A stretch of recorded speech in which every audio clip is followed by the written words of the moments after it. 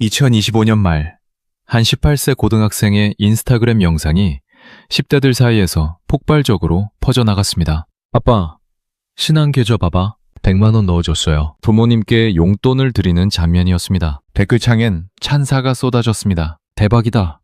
나도 할 수 있을까요?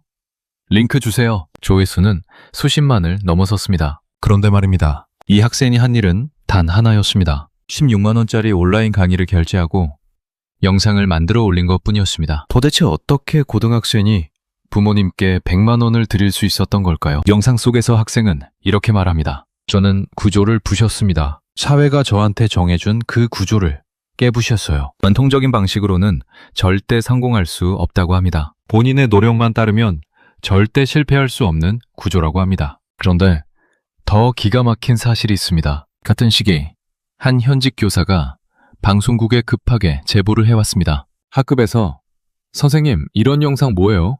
진짜 돈 벌 수 있는 거예요?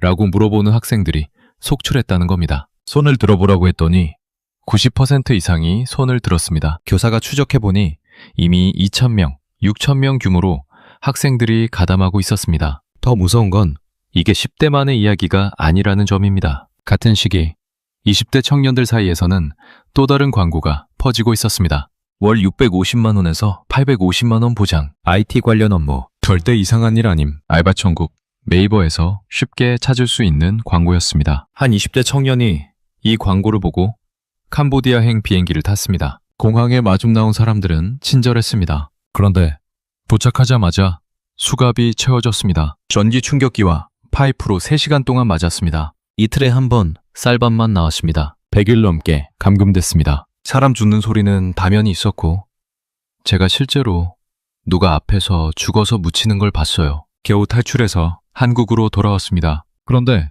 경찰서에서 곧바로 구금됐습니다. 피해자가 아니라 가해자로 취급됐기 때문입니다. 보이스피싱 조직에 가담한 혐의였습니다. 손해배상 소송이 걸렸습니다. 전과자가 됐습니다. 취업은 불가능해졌습니다. 도대체 무슨 일이 벌어지고 있는 걸까요? 왜 10대는 부모님께 100만 원을 드린다며 영상을 올리고 20대는 월 800만 원에 혹해서 캄보디아로 가고 돌아와서는 범죄자가 되는 걸까요?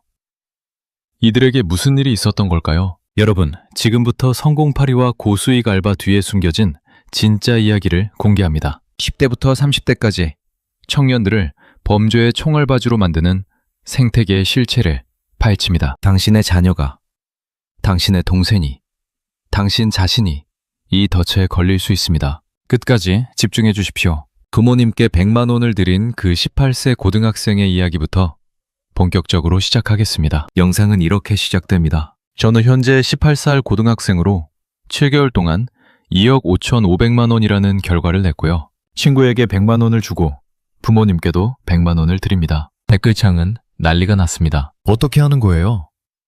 저도 알려주세요.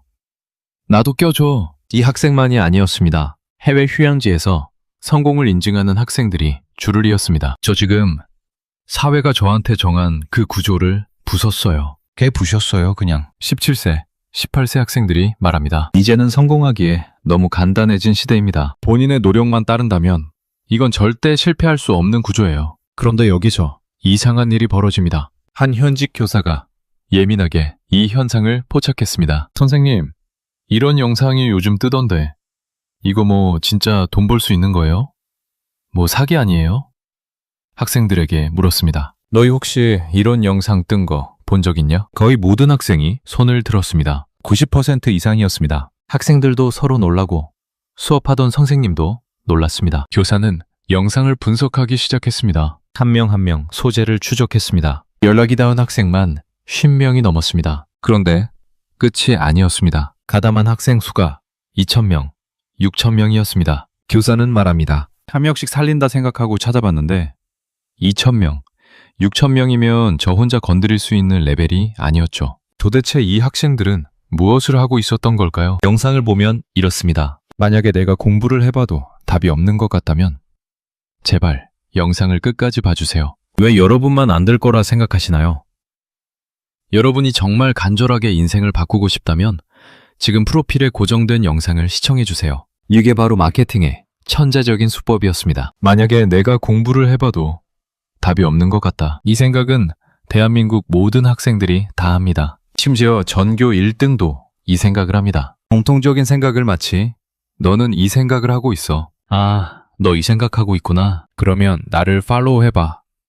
이렇게 유도하는 겁니다. 영상에 혹한 학생들은 댓글을 답니다. 댓글을 달면 자동으로 개인 메시지가 옵니다. 거기엔 링크가 들어 있습니다. 링크를 누르면 성공하는 법을 알려준다는 아카데미 소개가 나옵니다. 그리고 결제 차인이 뜹니다. 16만 원. 내가 이렇게 하고 있는데 너 알고 싶어?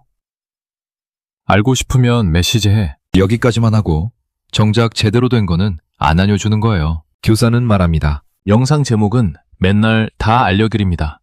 드디어 공개합니다.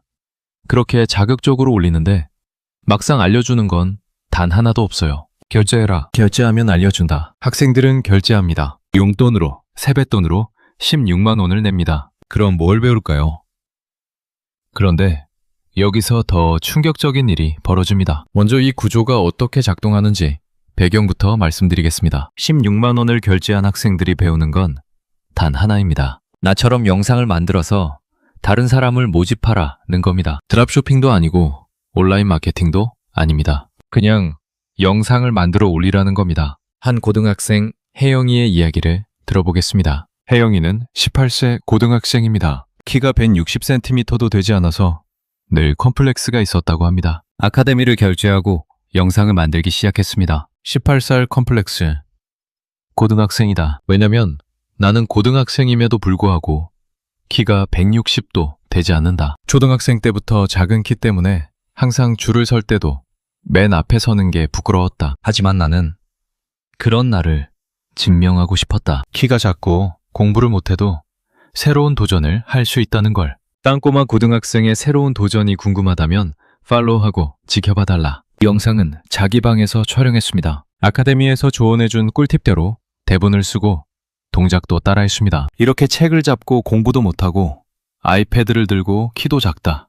이렇게 하면서 제 컴플렉스를 표현했어요. 혜영이는 용돈으로 처음엔 16만 원, 또다시 49만 원, 2번이나 결제했습니다. 왜일까요? 더 높은 등급으로 올라가기 위해서였습니다. 그 사람이 부모님한테 100만 원 준 영상을 봤었거든요. 처음에는 어떻게 학생이 이렇게 돈을 벌지 생각을 했었는데 DM을 좀 하니까 설득이 돼가지고 결제했어요. 그런데 중요한 게 있습니다. 결제하고 나면 뭘 배울까요?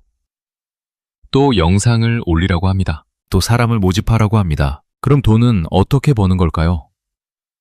내가 모집한 사람이 또 결제하면 그 돈의 일부가 나한테 들어오는 겁니다. 눈치채셨습니까? 이게 바로 다단계 구조입니다. 뒷사람이 낸 돈을 앞사람이 가져가는 구조입니다. 독자적인 경제 구조가 없습니다. 실제로 파는 제품도 없습니다. 그냥 영상 만드는 법을 가르친다는 명목으로 돈을 받고 그 사람한테 또 다른 사람을 모집하라고 시키는 겁니다. 변호사는 이렇게 말합니다. 조회수 많이 나오는 영상을 만드는 강의를 판매한 것 자체는 문제가 없습니다. 그런데 그게 다음 사람을 많이 모집하기 위한 목적이 추가되는 강의를 팔았다면 어떤 독자적인 경제적 구조를 만드는 거 없이 내부적으로 뒷사람한테 받은 돈을 앞사람이 가져가는 형태밖에 안 되기 때문에 이거는 다단계고 피라미드고 사실은 전형적인 폰지 사기의 유형을 하고 있는 겁니다. 혜영이는 깨달았습니다. 계속 생각을 해보니까 이거 살짝 피라미드 구조인데 그럼 나도 돈은 다 누가 먹었지? 이런 생각이 갑자기 든 거예요. 그래서 나무도 돈은 위에 다 먹었잖아요. 근데 제가 이거 할 때 초등학생한테 팔았거든요. 그러면 나는 피해자이면서 가해자네? 이 생각이 들어가지고 16만 원, 49만 원을 결제한 학생이 피해자입니다. 그런데 동시에 초등학생한테 팔면 가해자가 되는 겁니다. 그런데 여기서 끝이 아닙니다. 이 아카데미를 운영하는 핵심 인물이 있습니다. 데이빗이라 불리는 사람입니다. 데이빗은 해외 휴양지 영상에 등장합니다. 학생들은 이 사람을 어떻게 생각할까요? 그 안에 있는 사람들은 그냥 신으로 여기는 것 같아요. 그냥 이 사람이 이 말 하면 다 맞고 이 사람 말이 다 맞다. 왜 그럴까요? 목소리 때문인가? 뭔가 믿음직하지 않아요?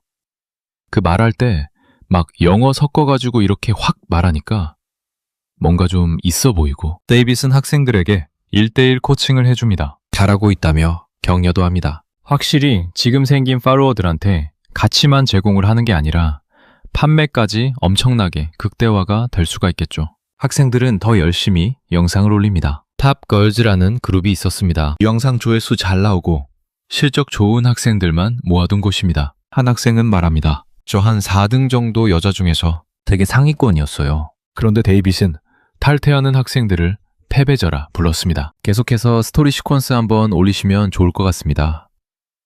이런 식으로 계속 독려합니다. 그런데 나가려는 학생들한테는 패배자라고 합니다. 도대체 데이빗은 누구일까요? 본사 주소지를 찾아가 봤습니다. 뜻밖에도 평범한 주택가였습니다. 그냥 빌라였습니다. 문을 두드렸습니다. 나온 사람은 데이빗의 형이었습니다. 제 동생인데 지금 서울에 살아요. KBS에서 왔다고요? 무슨 제보가 들어왔나요? 잘못된 거예요? 여기는 저희 그냥 보시면 아시겠지만 그냥 빌라라서요. 동생은 언제부터 이 사업을 했냐고 물었습니다. 좀 된 걸로 아는데 저도 자세한 건 모르겠습니다. 저도 관여는 안 하기 때문에 데이빗 형제는 미국에서 초중고를 다녔다고 합니다. 성에 따르면 데이빗은 서울의 한 대학교에 재학 중이라고 합니다. 저희 혹시 찾는 분이 있는데 여쭤볼 수 있을까 해서요. 지금 방학이어가지고요. 따로 학교에 나오고 있지 않습니다. 매출 10억이라던 회사의 본사는 평범한 빌라였습니다. 대표는 대학생이었습니다. 학생들의 단체 채팅방에서 동일한 이름을 확인하기는 했지만 데이빗을 직접 아는 사람을 만나지는 못했습니다. 어렵게 그와 연락이 닿았습니다. 비즈니스 구조 여쭤볼게요. 디지털 상에서 운영이 되는 물건들을 판매를 딱 하는 거죠. 제일 주력 상품이 뭐예요? 지금 클립스타라고 있거든요. 그 쇼폼을 제작을 하는 그 소프트웨어요. 그러면 총 10억의 매출이 어떻게 어디서 나왔는지 이런 것도 저희가 좀 보면 알 수 있나요? 네. 그러니까 그 비즈니스를 이해를 하기 위한 자료 같은 것들을 다 드릴 테니까 이해를 하시면 딱 될 것 같습니다. 가입비 외에 수익이 있을까요? 다르는 받지 못했습니다. 실체가 없는 겁니다. 16만 원, 49만 원을 받아서 어디로 가는 걸까요? 학생들은 계속 영상을 올립니다. 계속 사람을 모집합니다. 그런데 진짜 문제는 따로 있습니다. 같은 시기 10대뿐만 아니라 20대 청년들도 또 다른 덫에 걸리고 있었습니다. 고수익 알바, 단기 알바, 꿀알바 이런 키워드들이 청년들을 혹하게 하고 있었습니다. 알바 천국 네이버에서 쉽게 찾을 수 있는 광고들입니다. 월 650만 원에서 850만 원 사이 IT 관련 업무, 프로그램 관련 업무 절대 이상한 일 아니고 외출 통제 이런 것도 없고 불법도 아니다. 한 20대 청년 주영 씨가 이 광고를 봤습니다. 대기업 계약직 직원으로 일하다 계약 종료를 앞두고 있었습니다. 알바 천국 같은 일반 인터넷.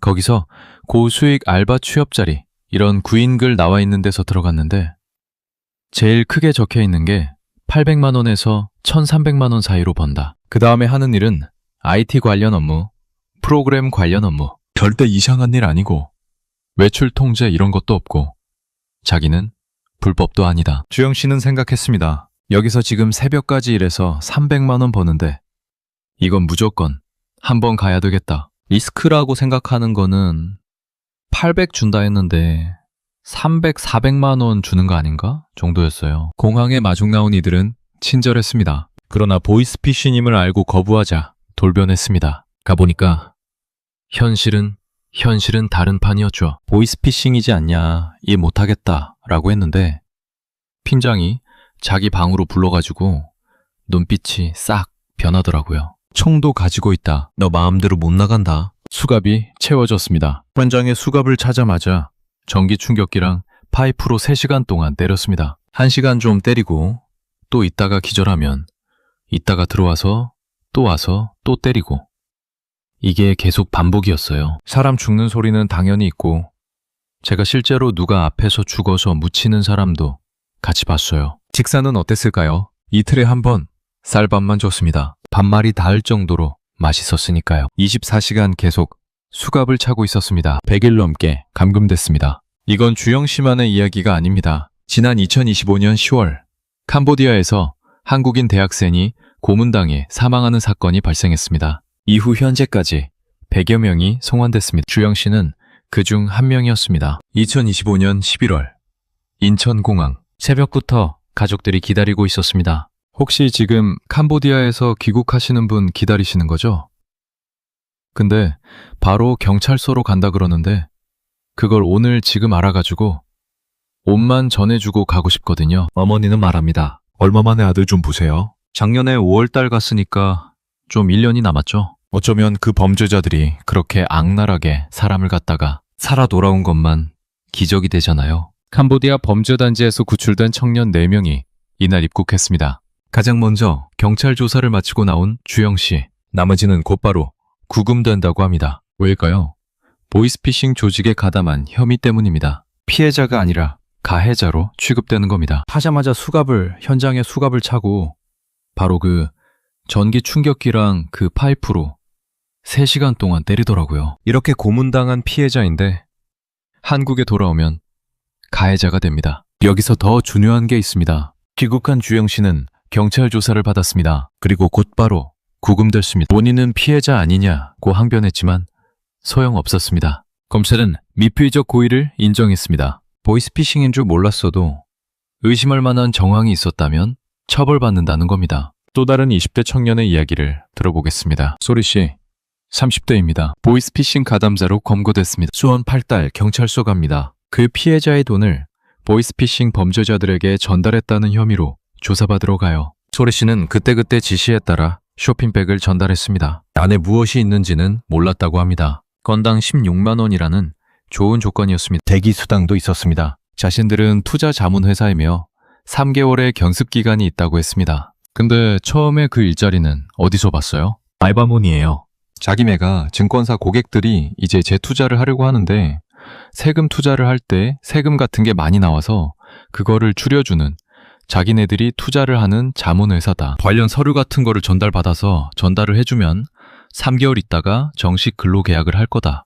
이렇게 얘기를 하더라고요. 소리 씨는 본업으로 시급 10,000원이 조금 넘는 돈을 받았습니다. 남들처럼 재테크를 해보려다가 코인 리딩방 사기를 당했습니다. 순식간에 빚이 1억 가까이 불어났습니다. 한 달 만에 빚이 1억이 된 거예요. 제가 부모님이랑 같이 살고 있는데 부모님도 고령이시고 지금 하는 본업으로는 월 200만 원을 못 벌어요. 대출을 갚기 위해 몰센터에도 나가고 청소 일용직도 해봤습니다. 그때 문제의 아르바이트 광고를 보았던 겁니다. 몇 시간 뒤 소리 씨가 조사를 마치고 나왔습니다. 피해 금액이 제가 예상했던 것보다 많이 커서 송치가 될 것 같고 금이 400g이라고 하고 추정 가치가 9천이 넘는데요.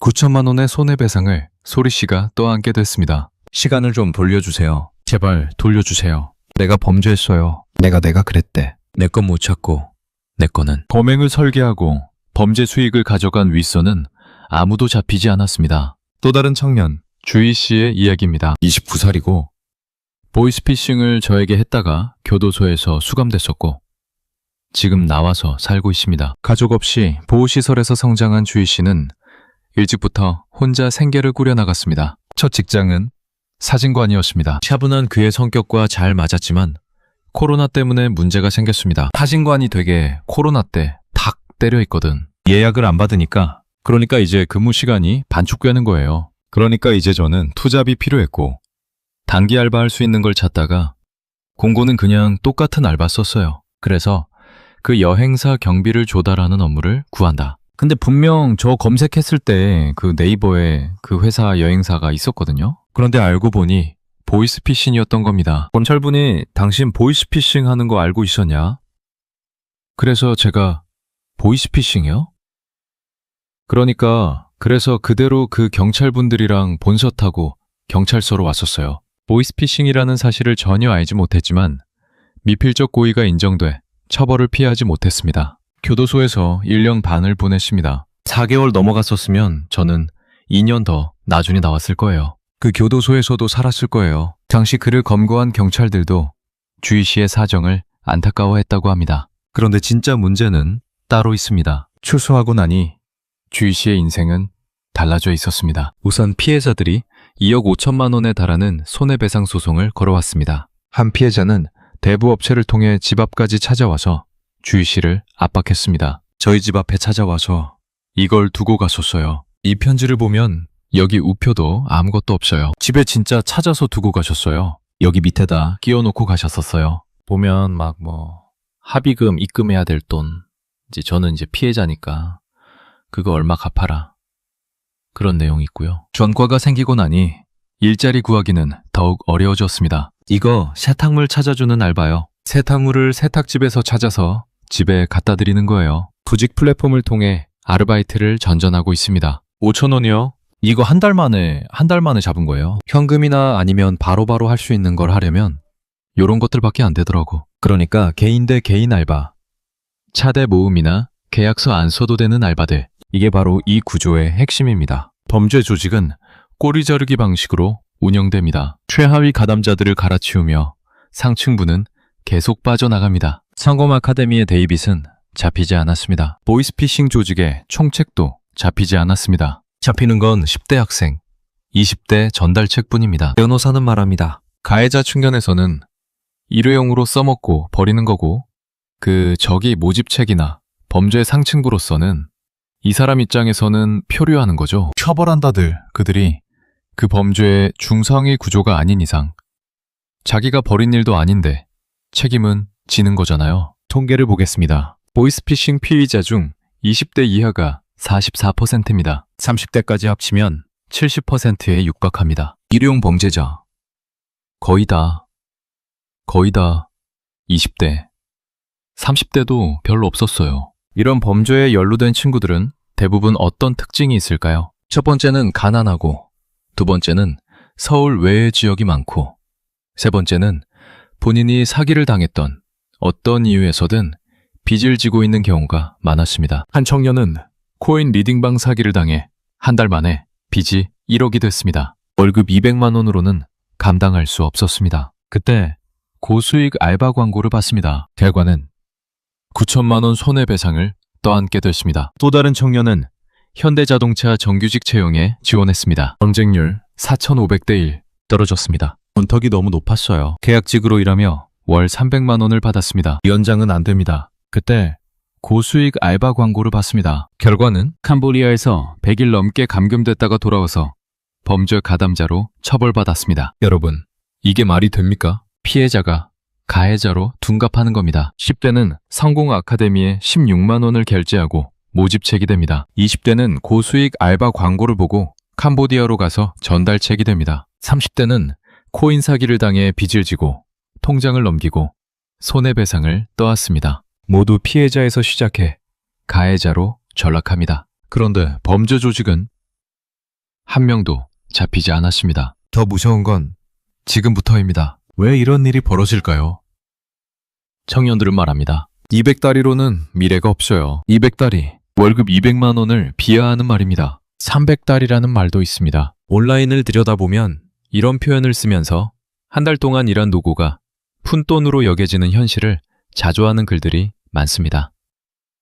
스스로를 냉소하고 시대를 비관하는 청년들의 모습이 씁쓸합니다. 성공 아카데미는 이렇게 말합니다. 전통적인 방식으로는 성공할 수 없다. 롤렉스라는 시계를 구매를 하기 위해서 19년 동안 일을 해야 되거든요. 사업이 너무 위험하다. 사업의 길은 정말 리스크가 크다. 지금 잘 생각해보면 전통적인 길이 오히려 더 위험하고 더 리스크가 있거든요. 열심히 일하는 것만으로는 급등하는 자산 가격을 따라잡을 수 없다는 위기감. 한 교사는 말합니다. 얘네들이 말하는 것 중에 전통적인 방식이란 말을 쓰는데 전통적인 방식으로는 성공할 수 없어 라고 되게 못 박아요. 근데 전통적인 방식으로 성공한 분들이 얼마나 많아요. 열심히 공부하고 열심히 사회생활하면서 자신의 성취로 일어나간 사람들이 너무나 많은데 그런 매일매일을 평범하게 살면서도 스스로 행복함을 느끼는 사람들의 모든 행복감을 다 하는 거라고 생각해요. 고수익 알바 광고는 이렇게 말합니다. 경제가 코로나 때문에 어렵다. 일할 사람이 부족하다. 이 기회를 놓치지 마라. 월 650만 원에서 850만 원 사이. 잘하는 팀원은 월 1,000만 원에서 3,000만 원. 한 대기업 취업준비생이었던 청년은 22세에 보이스피싱 피해를 당했습니다. 아이디가 도용이 됐다고 이제 그렇게 연락이 왔어요. 근데 이제 또 서류 보면은 또 번호는 또 맞아가지고 옴탁금을 보냈습니다. 그때 당시 맡긴 게 한 2,000, 3,000만 원 정도가 됐었습니다. 옴탁금을 보내고 나니 이번엔 형량을 낮춰주겠다며 일을 시켰습니다. 지금 경제 쪽에 코로나 때문에 일을 할 사람이 부족하다. 그래서 이 일을 대신해주면 우리가 얘기를 잘해줘가지고 형량 깎아줘 해주겠다. 그 당시에는 이제 아예 멘탈이 나가가지고 의심조차를 못했어요. 그때 몇 살이었냐고 물었습니다. 그때 22살. 가족과도 연락이 두절된 채 범죄 조직이 시키는 대로 했습니다. 결국 범죄 조직에 가담한 혐의로 2년 반을 복역했습니다. 판사는 말했습니다. 기억나는 게 이제 그 하루치 돈을 받으면서 일하는 게 옛날 회사에서 받은 월급보다 많아가지고 이거는 그 돈을 위해서 한 거다. 이런 식으로 얘기해가지고 좀 억울하기는 했어요. 재계하기는 쉽지 않습니다. 2년 반을 복역하고 출소한 뒤 아르바이트로 생계를 이어가고 있습니다. 꿈꿨던 대기업 취업은 포기했습니다. 대기업 큰 데는 이제 생각 좀 저먹고 미래가 불안하죠. 아직 간 것도 그렇고 미래가 아직 확정 지을 수 있는 것도 아니기 때문에 전문가들은 말합니다. 사회 구조적으로 어떤 노동의 가치 대비 자산의 가치가 계속 높아지는 현실이라면 그리고 어떤 계급의 역동성, 다이나믹스가 없어진 현실이라면 이런 일들은 지속적으로 발생할 수밖에 없고 그거를 국가적으로 어떻게 막고 어떻게 일벌백계를 한다고 해도 이 근본이 그대로 있는 한 지속적으로 이런 문제는 발생할 수밖에 없다고 생각합니다. 이제 가장 중요한 이야기입니다. 답은 바로 이겁니다. 천공파리와 고수익 알바의 실체는 청년을 일회용 총알바지로 쓰는 범죄 생태계입니다. 그리고 200만 원을 비하하는 사회가 청년을 범죄로 내몰고 있습니다. 연결해 볼까요? 10대는 성공 아카데미에 16만 원을 결제합니다. 영상을 만들어 올립니다. 다른 학생을 모집합니다. 초등학생에게 강의를 팝니다. 피해자이면서 가해자입니다. 20대는 고수익 알바 광고를 봅니다. 월 800만 원에 혹해서 캄보디아로 갑니다. 보이스피싱 조직에 감금됩니다. 탈출해 돌아오면 범죄 가담자로 처벌받습니다. 피해자에서 가해자로 둔갑합니다. 30대는 코인 사기를 당해 빚을 졌습니다. 통장 대여 광고를 보고 계좌를 넘깁니다. 손해배상 소송에 시달립니다. 전과자가 됩니다. 역시 피해자에서 가해자로 전환됩니다. 이 모든 과정에서 실제 범죄 조직은 한 명도 잡히지 않았습니다. 데이빗은 주소지만 남기고 사라졌습니다. 평범한 빌라 한 채만 남았습니다. 매출 10억이라던 회사는 실체가 없었습니다. 캄보디아 보이스피싱 총책은 국내에 없습니다. 중국 장춘으로 옮겼다는 제보가 있습니다. 장춘에서 마사지 받을 거 받고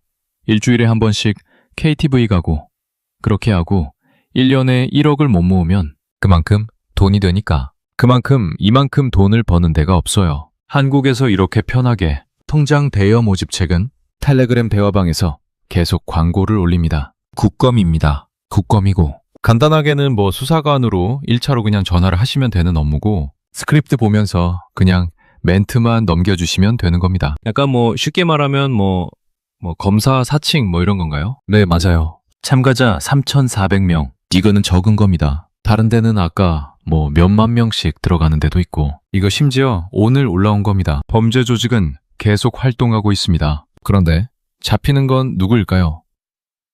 10대 학생, 20대 전달책, 30대 통장 대여자 뿐입니다. 청년만 처벌받고 빚을 지고 전과자가 됩니다. 전문가는 말합니다. 정규직의 노동구조에 익숙해져 있다가 비정규직, 단기 알바가 대다수하는 노동구조로 굉장히 빠르게 변화했는데도 사법 시스템이나 사회 시스템은 대응 못하는 그거를 범죄가 파고든 거죠. 범죄자들, 범죄의 집단이 파고든 거죠. 이게 말이 됩니까? 온라인 범죄의 특징은 접근성이 높다는 것입니다. 우리가 매일 쓰는 포털 사이트와 SNS가 보이스피싱의 통로가 되고 있습니다. 특별한 설정이 있어야만 접근할 수 있는 다크웹까지 갈 필요도 없었습니다. 클릭이나 터치 한 번으로 피해자가 될 수 있습니다. 그리고 그렇게 범죄로 유입된 후에는 철저히 피해자가 가해자가 되는 구조로 짜여 있습니다. 그럼 도대체 왜 이렇게 된 걸까요? 전문가들은 말합니다. 노동구조가 정규직에서 비정규직, 단기 알바 중심으로 빠르게 변했는데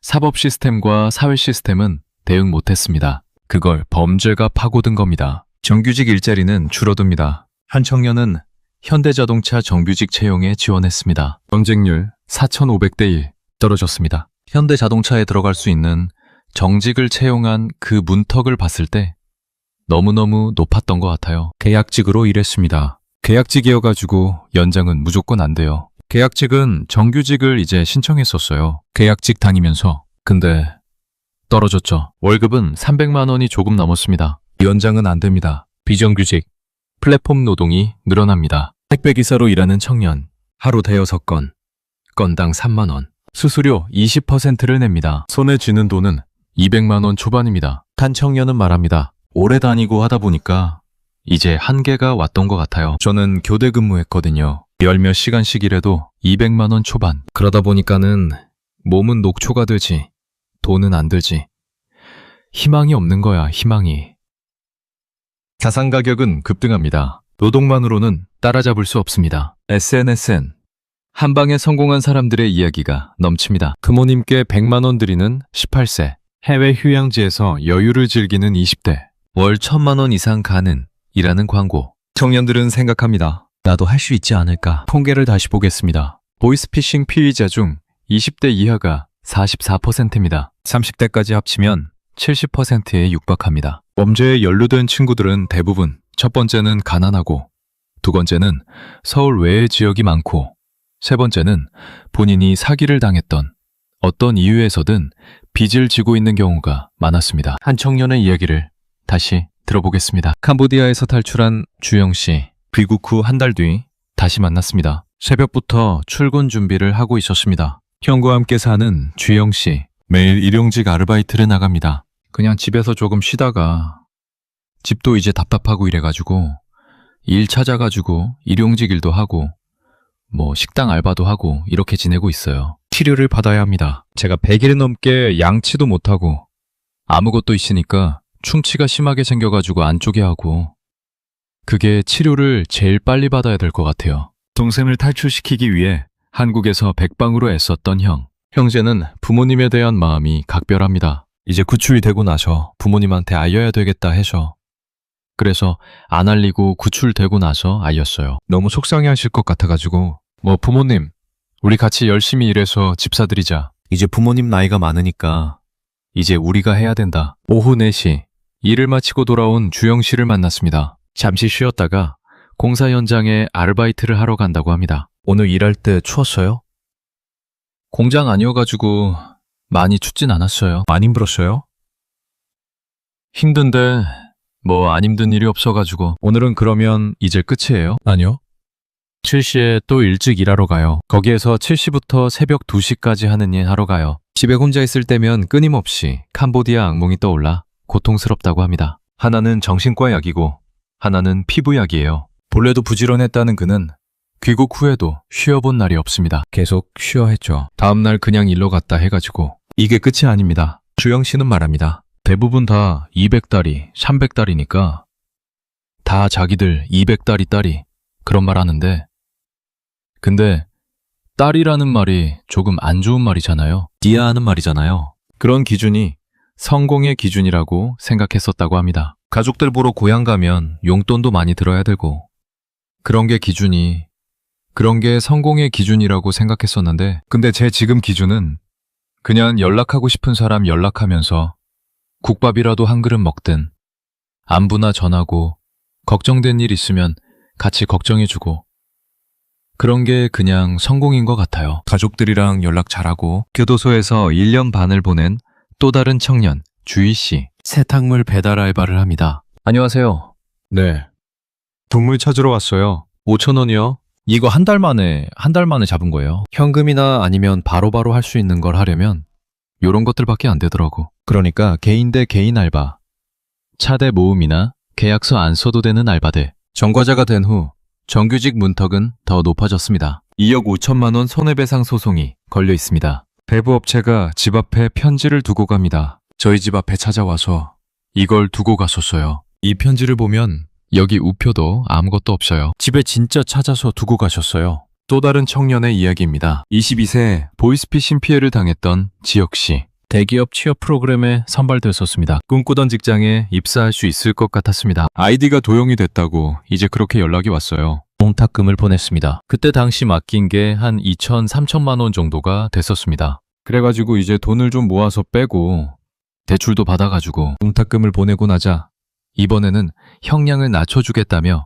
일을 시키기 시작했습니다. 지금 경제 쪽에 코로나 때문에 일을 할 사람이 부족하다. 그래서 이 일을 대신해주면 우리가 얘기를 잘해줘가지고 형량 깎아줘 해주겠다. 그 당시에는 이제 아예 멘탈이 나가가지고 의심조차를 못했어요. 그때 몇 살이었냐고 물었습니다. 그때 22살. 가족과도 연락이 두절된 채 범죄 조직이 시키는 대로 했습니다. 지역 가장 억울한 것은 돈을 벌기 위해 범죄에 스스로 가담한 것이라는 판사의 말이었습니다. 판사 쪽 판결이 그랬거든요. 기억나는 게 이제 그 하루치 돈을 받으면서 일하는 게 옛날 회사에서 받은 월급보다 많아가지고 이거는 그 돈을 위해서 한 거다. 이런 식으로 얘기해가지고 좀 억울하기는 했어요. 2년 반을 복역하고 출소한 뒤 아르바이트로 생계를 이어가고 있습니다. 꿈꿨던 직장은 포기했습니다. 둘 다 놓쳤으니까 돈도 잃고 그 취업도 놓치고 해가지고 대기업 큰 데는 이제 생각 좀 접었고 미래가 불안하죠. 약간 그서간 것도 그렇고 미래가 아직 확정 지을 수 있는 것도 아니기 때문에 여러분, 이 청년들의 미래는 어디에 있을까요? 전문가는 말합니다. 단순히 그런 청년들이 일의 범죄자가 되고 피해자가 되는 놈들이 잘못됐다라고 생각하기보다는 우리의 책임도 있다 하는 그런 어떤 공동체가 가지고 있는 책임 측면에서 좀 봐야 되지 않을까 이런 생각을 합니다. 자, 그렇다면 우리는 어떻게 해야 할까요? 첫째, 3082 콘텐츠와 고수익 알바 광고를 절대 믿지 마십시오. 월 1,000만 원 보장, 단기간 고수익, 쉬운 업무라는 말은 위험 신호입니다. 실체를 확인하십시오. 회사 주소, 사업자 등록번호, 실제 업무 내용을 물어보십시오. 애매하게 대답하거나 일단 와보면 안다고 하면 범죄입니다. 특히 10대 자녀가 있다면 성공 아카데미 온라인 강의 결제 내역을 확인하십시오. SNS에 돈 벌고 싶으면 메시지 보내라 는 영상을 올리고 있다면 즉시 중단시키십시오. 이미 다단계 가담한 상태입니다. 한 교사는 말합니다. 영상은 자극적으로 올리는데 막상 알려주는 건 단 하나도 없어요. 결제해라. 결제하면 알려준다. 결제하고 나면 또 거기서 또 다른 금액을 또 요구하거든요. 더 큰 금액을. 그렇게 끌어들인 친구들은 다시 또 영상을 올립니다. 너네 돈 벌고 싶어? 돈 벌고 싶으면 나한테 메시지, 댓글 보내. 그럼 내가 돈 버는 방을 열어줄게. 이런 식으로 무한 반복을 하는 신종 다단계입니다. 둘째, 범죄 조직의 유인에 절대 응하지 마십시오. 통장 대여, 현금 전달, 물건 배송은 모두 범죄입니다. 미필적 고의가 인정되면 처벌받습니다. 몰랐다는 변명은 통하지 않습니다. 손해배상 소송, 전과자 낙인, 취업 불가능이라는 결과만 남습니다. 경찰은 말합니다. 최근에 이제 아르바이트를 가장한 구인 광고를 이용하는데 문제는 이제 광고 내용 자체만으로는 불법을 확인할 수는 없는데 광고를 보고 연락하면 사실은 보이스피싱 범죄에 가담시키는 경우가 많습니다. 집에서 할 수 있는 일이고 평균 30만 원. 무슨 일인지도 구체적으로 말 안 해주면서 급여는 엄청 높잖아요. 이런 게 대부분 보이스피싱으로 연결될 가능성이 큽니다. 한 청년은 말했습니다. 세상에 그렇게 편하고 돈 많이 버는 일은 없어요. 꿈도 꾸지 마세요. 만약 이미 가담했다면 즉시 탈퇴하고 경찰에 신고하십시오. 늦을수록 피해는 커집니다. 셋째, 200다리를 비하하는 문화를 거부하십시오. 월급 200만 원, 300만 원은 부끄러운 게 아닙니다. 정직하게 일해서 버는 돈입니다. 한 방에 성공한 사람들의 이야기에 현혹되지 마십시오. 대부분은 거짓이거나 범죄입니다. SNS에 나오는 화려한 삶은 대부분 연출입니다. 실체는 빚더미이거나 범죄 조직입니다. 성공 아카데미는 말합니다. 롤렉스를 사려면 19년 동안 일해야 한다. 관통적인 길이 오히려 더 위험하고 더 리스크가 있다. 한 교사는 반박합니다. 전통적인 방식으로 성공한 분들이 얼마나 많아요. 열심히 공부하고 열심히 사회생활하면서 자신의 성취로 일어나간 사람들이 너무나 많은데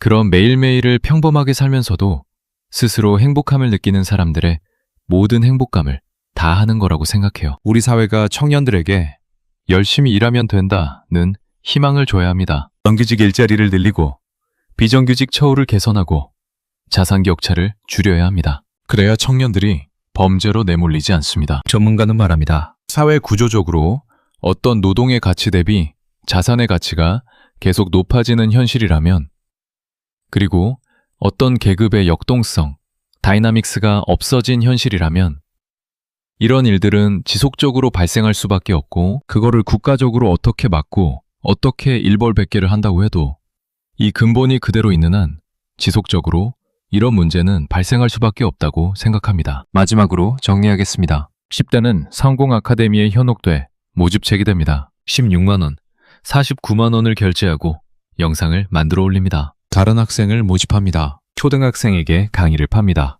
피해자이면서 가해자가 됩니다. 20대는 고수익 알바에 속아 범죄 전달책이 됩니다. 월 800만원에 혹해서 캄보디아로 갑니다. 100일 넘게 감금됩니다. 고문당합니다. 겨우 탈출해 돌아오면 범죄 가담자로 처벌받습니다. 손해배상을 떠안습니다. 전과자가 됩니다. 30대는 빚 때문에 통장을 넘기고 손해배상을 떠안습니다. 코인 사기를 당해 1억 빚을 졌습니다. 통장 대여 광고를 보고 계좌를 넘깁니다. 9천만 원, 2억 5천만 원 손해배상 소송이 걸립니다. 대부업체가 집 앞까지 찾아옵니다. 일용직을 전전합니다. 모두 피해자에서 시작해 가해자로 전락합니다. 범죄 조직은 한 명도 잡히지 않았습니다. 데이빗은 사라졌습니다. 캄보디아 총책은 중국으로 옮겼습니다. 통장 대여 모집책은 텔레그램에서 계속 광고를 올립니다. 참가자 3,400명, 수만 명, 청년만 처벌받고 빚을 지고 전과자가 됩니다. 왜일까요? 200만 원을 비하하는 사회가 청년을 범죄로 내몰기 때문입니다. 정규직은 줄고 자산 가격은 오르고 한방을 꿈꾸게 만드는 SNS 콘텐츠는 넘쳐납니다. 청년들은 절박합니다. 이대로는 미래가 없다고 생각합니다. 그 틈을 범죄 조직이 파고듭니다. 여러분, 성공파리와 고수익 알바는 모두 덫입니다. 화려한 겉모습 뒤엔 범죄와 처벌만 있습니다. 10대 자녀가 있다면 SNS를 확인하십시오. 돈 벌고 싶으면 메시지 보내라는 영상을 올리고 있지 않습니까? 온라인 강의를 16만 원, 49만 원 결제하지 않았습니까? 즉시 중단시키십시오. 이미 다단계 가담한 상태입니다. 20대 자녀가 구직 중이라면 고수익 광고를 경계하게 하십시오. 월 800만 원, 1000만 원 보장은 거짓입니다. 실체는 보이스피싱 조직입니다. 캄보디아, 중국 장춘으로 가면 돌아오지 못할 수도 있습니다. 돌아와도 범죄자가 됩니다. 30대 자녀가 빚 때문에 고민한다면 절대 통장을 넘기지 못하게 하십시오. 통장 대여는 범죄입니다. 미필적 고의가 인정되면 처벌받습니다. 손해배상 소송이 걸립니다. 전과자가 됩니다. 취업은 불가능해집니다. 그리고 우리 사회가 바뀌어야 합니다. 200만 원을 비하하지 말고 정직한 노동에 정당한 대가를 주고 청년들에게 희망을 줘야 합니다. 정규직 일자리를 늘리고 비정규직 처우를 개선하고 자산 격차를 줄여야 합니다. 한 청년은 말합니다. 성공의 기준은 그냥 연락하고 싶은 사람 연락하면서 국밥이라도 한 그릇 먹으면서 안부나 전하고 걱정된 일 있으면 같이 걱정해주고 그런 게 그냥 성공인 것 같아요. 가족들이랑 연락 잘하고. 당신은 어떤 선택을 하시겠습니까? 선택은 지금입니다. 여러분은 어떻게 생각하시나요? 댓글로 여러분의 의견을 자유롭게 남겨주세요. 구독과 좋아요는 더 나은 콘텐츠를 만드는 데 큰 도움이 됩니다. 알림 설정까지 해두시면 새로운 영상을 가장 먼저 만나보실 수 있습니다. 다음 영상에서 또 만나겠습니다.